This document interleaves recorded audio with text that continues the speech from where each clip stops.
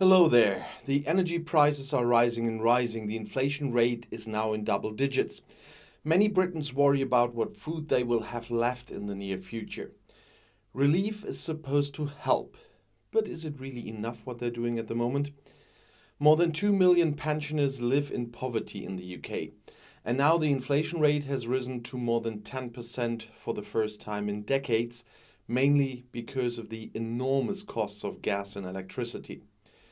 Because in the United Kingdom, a lot of heating is done with gas, and gas is also important for generating electricity. The cost for electricity and gas will continue to rise for the typical household to around £4,500 per year by next April. In the meantime, companies are also reacting to the situation. A grocery chain announced that it would offer interest-free credit for shopping, and this involves smaller amounts of up to £100 sterling.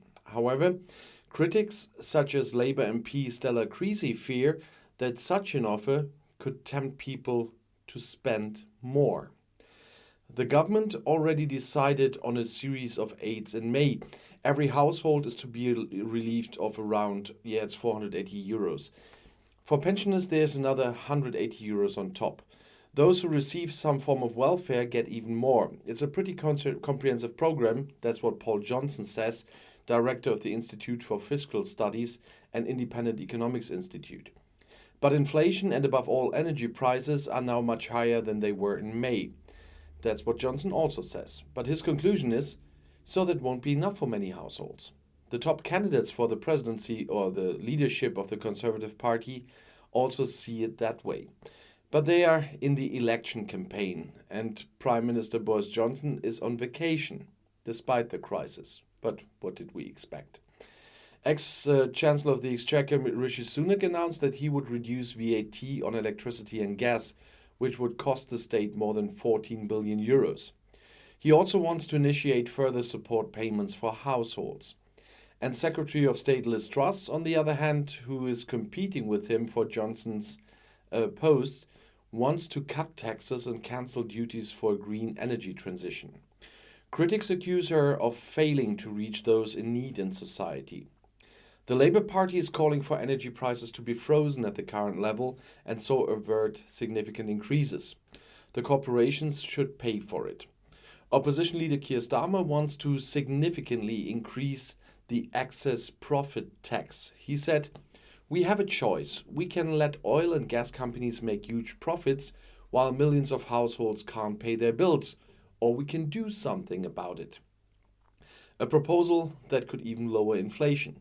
Because Truss and Sunak's plans cost a lot of money, the state would have to go further into debt. Paul Johnson from the Institute for Fiscal Studies says more state spending could lead to more inflation and to the central bank raising interest rates. But he believes that they have to take this risk. And the British Health Service warns of deaths due to expensive energy. If people could no longer heat their homes sufficiently, this could have long-term consequences.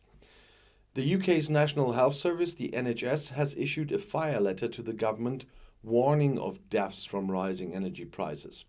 The NHS Confederation, which brings together organizations that make up the National Health Service, said more people would fall ill and the number of deaths related to cold homes would rise next winter.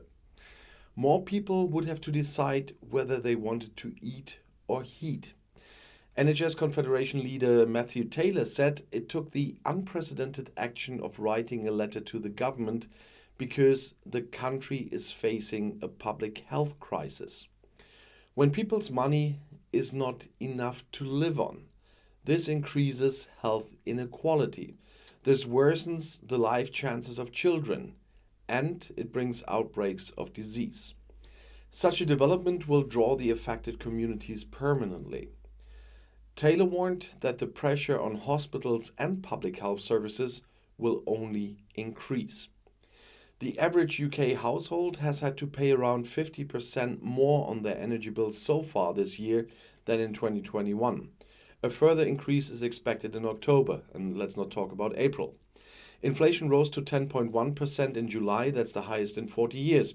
The government rejected calls to help people pay their bills. Several ministers said new measures could only be adopted once a successor to Prime Minister Boris Johnson was in office. The Conservative Party wants to announce on September 5th who will be its new chairman and thus also head of government. Authorities say they have already set aside billions of pounds to help those in need with government grants. Most households will also receive a £400 energy bill over the winter, or energy bill help. The NHS Confederation said this sum was not high enough. Inflation in the UK, as I said, hit double digits in July and is set to rise further into the end of the year, putting an even greater strain on tight household budgets and threatening a prolonged economic downturn. This rise in inflation has been replicated elsewhere in Europe, although consumer prices in the USA are beginning to weaken. The reason is that energy prices have continued to rise across Europe as Russia holds back on its natural gas supplies, and Europe may face a shortage this winter. Britain's Office for National Statistics said on Wednesday that consumer prices were up, as I said, 10.1% year-on-year in July, up from 9.4% in June. This was the highest rate of inflation in more than 4 decades and the fastest price rise recorded in any of the rich group of 7 countries since the current surge began in early 2021. Inflation figures continue to paint a worrying picture for consumers and businesses, and price pressures will continue to mount, said Alpish Palia, chief economist at the Confederation of British Industry. JP Morgan economists are seeing increasing signs that global inflation is set to weaken as food and many commodity prices are below recent highs. However, they expect this disinflation to be felt first in the US and that Europe will lag behind despite recent price easing on goods leaving the factories. However, Europe is under continued pressure from rising natural gas prices, which have more than doubled in the last 3 months. That's what they write in a note to their customers. We expect the combination of falling purchasing power and depressed sentiment will push the region into recession this year. July is unlikely to mark the peak of inflation in the UK as household energy bills are set to rise sharply when the price cap is lifted in October. The Bank of England estimates this could push the annual inflation rate to 13% by the end of the year, and that will be higher than on continental Europe. The UK is suffering from particularly sharp price increases, partly due to the 2016 decision to leave the European Union, which has pushed up costs for importers.